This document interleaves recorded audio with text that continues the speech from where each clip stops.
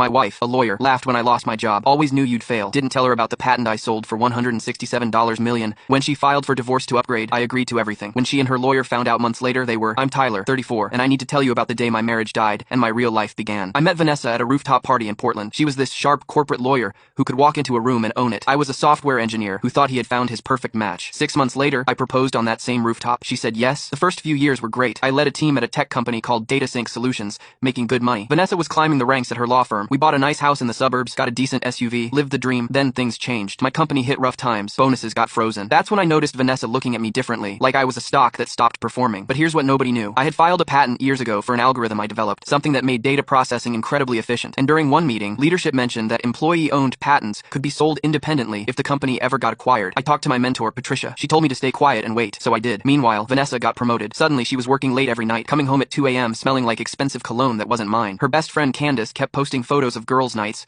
where Vanessa looked way too single. When I asked about it, she used what I called her lawyer voice. Cold, calculated, making me feel stupid for even questioning her. The criticism started getting brutal. Image is everything, Tyler. We can't live like this. Every conversation became a reminder of my failures. Then DataSync got acquired. I got laid off with a severance package. I came home early, and Vanessa laughed. She actually laughed. Always knew you'd fail, she said. You're not built for the rooms I walk into. She repeated that to everyone. Her parents, her friends, even people at dinner parties. 3 weeks later, divorce papers arrived. The reason listed was literally need an upgrade. She wanted the house, the car, everything, plus alimony to maintain her lifestyle. I didn't fight. I called my lawyer, Sonia. We structured everything carefully. I paid the full alimony up front for my severance and included a clause saying neither of us could ever make financial claims against each other again, no matter what happened in the future. Her lawyer actually warned her it was too restrictive. Vanessa signed anyway. She was that eager to get rid of me. Here's what she didn't know. 3 days after signing those papers, companies started calling about my patent. Turns out my algorithm was revolutionary. My lawyers set up an LLC and a trust to protect everything. After 6 weeks of negotiations, the same company that fired me paid $167 million for my patent. But legally, I never personally received a penny. It all went into the trust structure. I moved into a tiny apartment above a bakery. I got a small